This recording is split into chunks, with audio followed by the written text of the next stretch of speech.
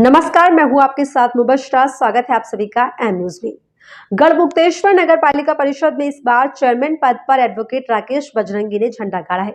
Rakesh BJP प्रत्याशी थे, बहुत संघर्ष से टिकट लेकर आए और बीजेपी के उम्मीद पर खरे भी उतरे और चेयरमैन का पद ग्रहण किया। गढ़मुक्तेश्वर जो कि एक पर्यटक स्थल है, पर सौंदर्यीकरण न होने के चलते गढ़ को लेकर लोगों में जागरूकता ज्यादा नहीं है।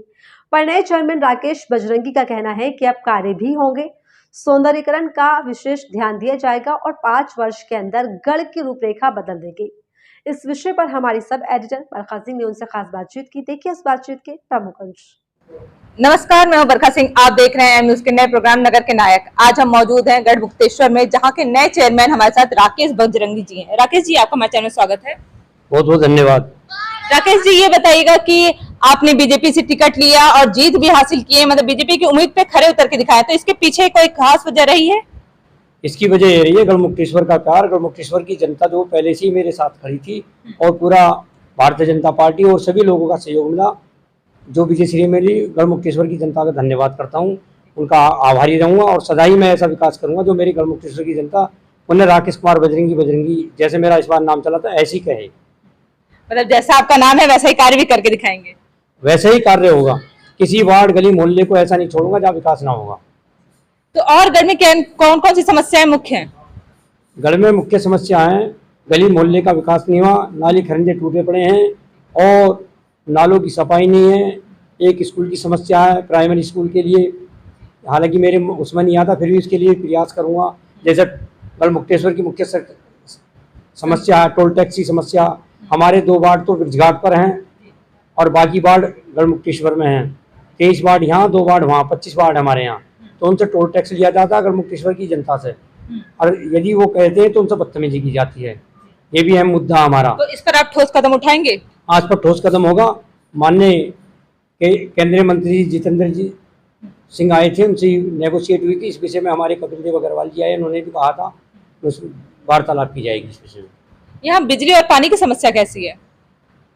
पानी की सप्लाई पूरी हो रही है, क्योंकि गर्मी का मौसम चल रहा है। गर्मी के विषय में हर कोई जानता है, क्योंकि वोल्टेज कम हो जाते हैं तो अच्छी सप्लाई है, लाइट भी ठीक ठाक आ रही है और पानी भी सप्लाई अच्छा हो रहा है।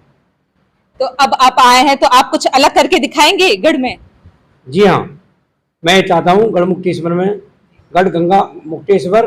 मुक्तेश्वर गंगा द्वार बनाना चाहता हूँ, ताकि दूर के लोग आए और यहाँ इसका नाम हो, क्योंकि गढ़मुक्तेश्वर तीर्थ नगरी है। मुक्तेश्वर यहाँ पर स्वयं कृष्ण भगवान ने गढ़ों की मुक्ति, ये कौरव पांडवों का जब युद्ध हुआ था, यहाँ पर अनुष्ठान किया था उनकी मुक्ति के लिए। शंभु शंकर जी प्रकट हुए थे, उन्होंने उनकी मुक्ति की थी और उनका वो अनुष्ठान सफल हुआ था। तो यहाँ तो सिद्ध पीठ है। यहाँ अगर आप गढ़मुक्तेश्वर आते, गंगा जी नहाना आते, तो गढ़मुक्तेश्वर में जल जरूर चढ़ाएं। यहाँ पर कालसर्प योग भी करता है। यहाँ 5000 वर्ष तो नहीं कह सकता, जब से पृथ्वी बनी है, जब से मुक्तेश्वर महादेव का तीर्थ है। मतलब आप इसको पर्यटक स्थल बनाना चाह रहे हैं? जी हाँ, मैं चाहता हूँ जहाँ जिन लोगों को गढ़मुक्तेश्वर का पता नहीं, वो यहाँ आए और यहाँ अपने दर्शन करें। उसके साथ साथ गंगा मंदिर भी है, जो कि काफी प्राचीन है। हम तो अपने पिताजी से सुनते थे, कभी गंगा जी वहीं मुक्तेश्वर महादेव के पास बहती थी। ये करीब अब से 45 या 50 वर्ष पूर्व बात थी। तो हम ये चाहते हैं यहाँ का बाहर से पर्यटक आए और गढ़मुक्तेश्वर की बाखूबी जो प्रशंसा है वो की जाए, क्योंकि यहाँ पर कार्तिक पूर्णिमा मेला लगता है, वहाँ दीपदान होता है। वहाँ वो लोग आते हैं जो अपने पितरों की मुक्ति के लिए दीपदान किया जाता है। तो ये तो इतनी पावन तीर्थ नगरी है, इसे यहाँ के विकास के लिए हर संभव प्रयास किया जाए। क्योंकि अगर आप इसको पर्यटक स्थल बनाना चाहते हैं तो सबसे पहले तो आपको सौंदर्यीकरण पे ध्यान देना पड़ेगा। तो इसके लिए भी आपने कुछ सोच के रखा है? जी हाँ, यहाँ के सौंदर्यीकरण पे भी ध्यान दिया जा रहा है। आज पहली बोर्ड बैठक हुई है, उस पर ही प्रस्ताव रखा गया है। जैसे कि आपके ये क्या बोलते हैं, इसका मेन अम्बेडकर द्वार है और ये डिवाइडर वगैरह हैं, इस पर वो लिखाई वगैरह, लेखन वगैरह अच्छी मतलब व्यवस्था की जाएगी। जो बाहर के यहाँ लोग आए तो ये कहें गढ़मुक्तेश्वर की नगर पालिका आदर्श नगर पालिका।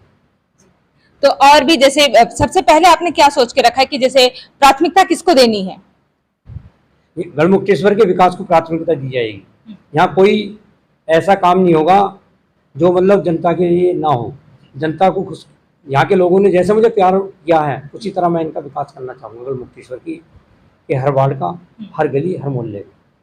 क्योंकि हम भी आए तो यहाँ पर हमने देखा कि गढ़ में कुछ तो समस्याएं हैं ही, खासकर जैसे नियमों का नहीं पालन हो रहा है और स्वच्छता का भी बहुत अभाव है। और आपकी जो पार्टी है वो तो स्वच्छ भारत मिशन चला रही है, तो इस पर कुछ कहना चाहेंगे आप? हाँ, स्वच्छ मिशन हमारा चलेगा, आज बोर्ड बैठक में पास हुआ है।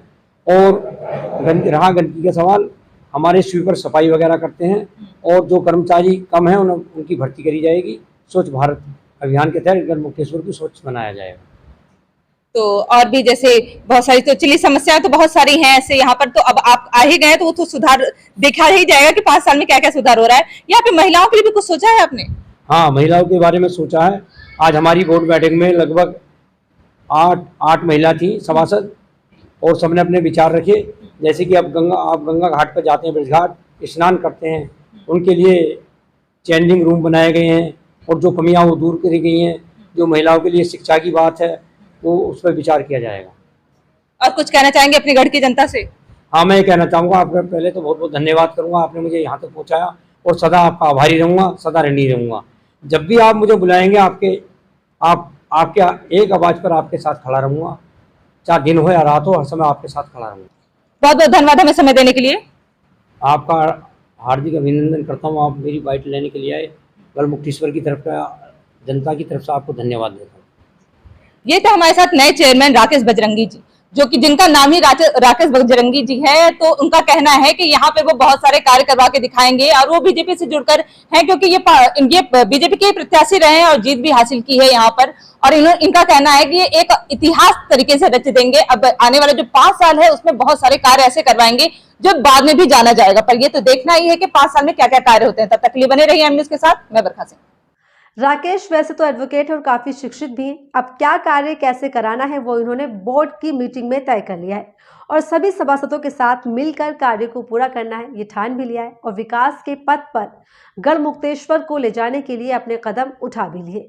तो अब देखना होगा कि 5 सालों के अंदर किस तरीके से कितना विकास ये कर पाते हैं।